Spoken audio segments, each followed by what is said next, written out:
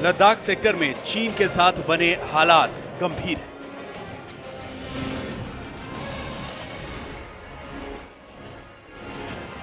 इस बात की संवेदनशीलता को सरकार बखूबी समझ रही है। रक्षा मंत्री राजनाथ सिंह ने भारत चीन तनाव पर एक बार फिर सैन्य अफसरों के साथ बड़ी मुलाकात की।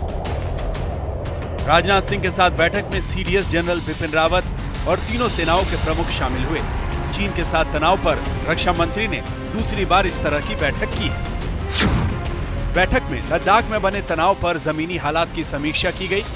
यह समीक्षा ऐसे वक्त में हुई है जब लद्दाख के चुशूल में भारत चीन के बीच सैन्य वार्ता हो रही है।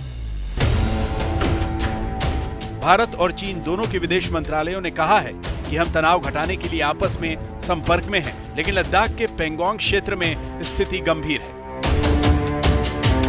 हिंदुस्तान पिछले 5-8 सालों में फिंगर 8 तक पेट्रोलिंग करता रहा है और उसका डायरेक्ट कंट्रोल रहा है फिंगर 4 तक। तो ये फिर फिंगर्स की तरफ, फिंगर 4 की तरफ बंकर बनाना, फिंगर 3 और 4 के बीच में चीन ने बंकर्स बनाए हैं, टनल्स बनाए। क्यों? ये तो हमारा है, डोमिनेशन हमारा एरिया है, हमारा क्षेत्र है, तो क्यों बनाया आपने? इसका मतलब है दोषी चीन है और चीन का जो उद्देश्य है कि चुशूल वैली को वो डोमिनेट करना चाहता है। जब चीन से भारत की तनातनी बनी हुई है तो इस बीच चीन पर अमेरिकी तेवर बेहद अहम हो जाते हैं। ये तस्वीर अमेरिकी नेवी के विमान की है।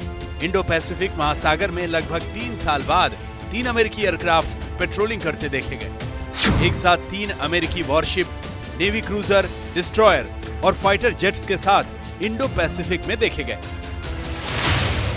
बीते हफ्ते अमेरिकी सेना का C-40A ट्रांसपोर्ट एयरक्राफ्ट भी ताइवान के आसमान से गुजरा था, जिस पर चीन ने कड़ा एतराज जताया था।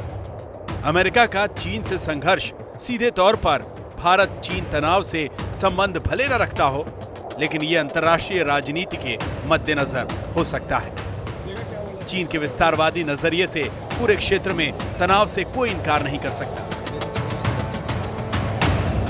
हिंदुस्तान के क्षेत्र को, भौगोलिक क्षेत्र को कैप्चर करने के लिए किसने हरकत की?